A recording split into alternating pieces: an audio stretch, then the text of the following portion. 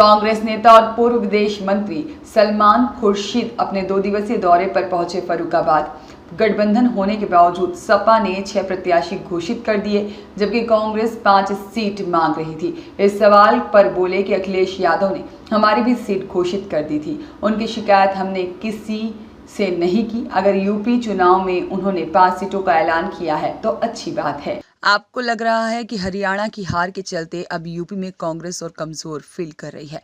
इस पर बोले, जो घोड़े पर चढ़ता है वह भी गिरता है। हम फिर घोड़े पर चढ़ेंगे और फिर लड़ेंगे। हम लोगों ने अपना मुल्क खो दिया था। जम्मू कश्मीर 10 साल बाद वापस आया है और हम सबको मिलकर लड़ना होगा, मुल्क को बचाना होगा। क्योंकि सपा आलाकमान के सूत्रों की माने तो सपा सभी 10 सीटों पर उपचुनाव खुद ही लड़ने की योजना बना रही है। इस पर बोले कि बात 10 सीट की नहीं, बात तो इसकी है कि कुछ शख्सियत से मुल्क और देश को बचाना है और देश को बंटवारे से बचाना है। हम लोगों ने बीजेपी को पीछे किया है। सारी चीज़ें इसलिए आई कि हम लोग एक साथ थे। हरियाणा में हुई हार का ठिकरा ईवीएम पर फोड़ा।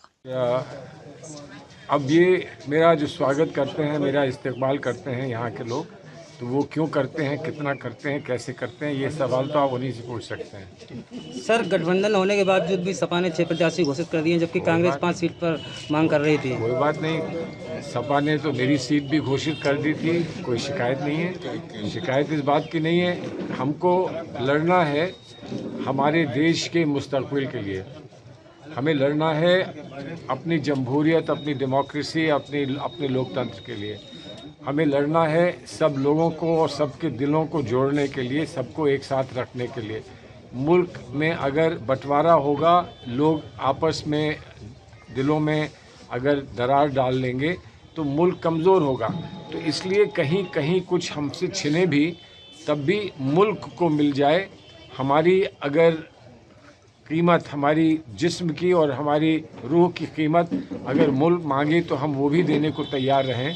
हमारा तो ये तसव्वुर है, हमारी ये कल्पना है अपने मुल्क के लिए। सर, आप तो 2-4 सीटों की बात कर रहे हैं। जब मैंने अपनी सीट पे शिकायत नहीं करी तो दूसरों की 2 सीटों पे शिकायत क्यों करूँगा? सर, हरियाणा की हार के चलते अब यूपी में कांग्रेस कमजोर फील कर रही है क्या? नहीं, देखिए ऐसा है, गिरते हैं शहसवार ही मैदान जंग में, वो तिफल क्या गिरे जो घुटनों के बल चले। जो घोड़े पे सवार होता है वही गिरता है, उसी की चोट भी लगती है। और चोट लग के जब वो कपड़े झाड़ कर खड़ा होता है और फिर से सवार होता है तो लोग कहते हैं कि हाँ शाबाश, यही एक सच्चा लड़ने वाला है। तो हम तो लड़ेंगे।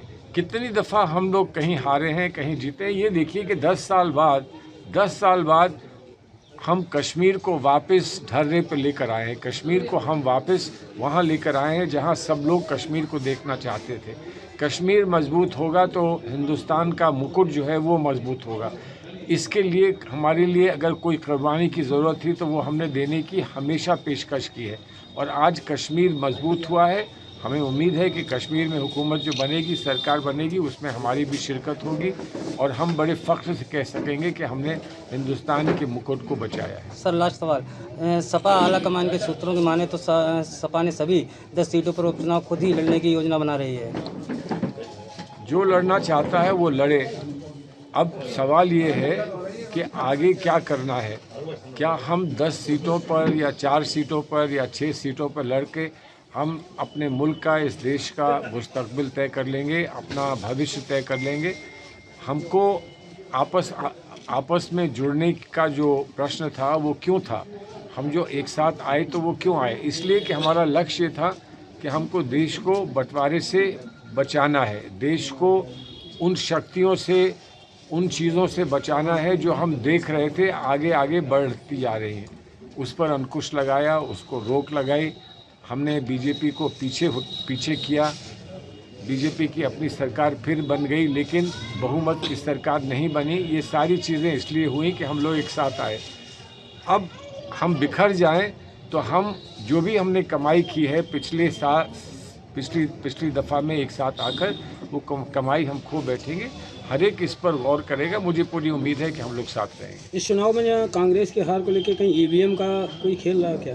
जो अभी कुछ नहीं मालूम है, लेकिन हमारी पार्टी की तरफ से शिकायत इलेक्शन कमीशन को की गई है। शिकायत क्या है कि हमको ज़मीनी जो हकीकत है वहाँ से लोगों ने हमको ये बताया कि जो ईवीएम इस्तेमाल हुए थे, जिनका उपयोग किया गया था, और जो ईवीएम 2-3 दिन तक बंद रहीं, वो ईवीएम जब बाहर निकल कर आई तो 99% उनका चार्ज था। तो कैसे हो सकता है? आप फ़ोन इस्तेमाल कर रहे हैं, आप मुझसे बात कर रहे हैं, आप रिकॉर्ड कर रहे हैं, अब आपका जो चार्ज है फ़ोन का वो 99% नहीं बचेगा, 2%, 4%, 6% कम होगा। अगर दिन भर आप लगाएंगे फ़ोन को तो उसमें कितना प्रतिशत बचेगा? ये सवाल उठा है, ये सवाल इलेक्शन कमीशन के सामने है। अब वो इस पर क्या जवाब देते हैं, क्या हमको समझाते हैं, वो आगे समय बताएगा।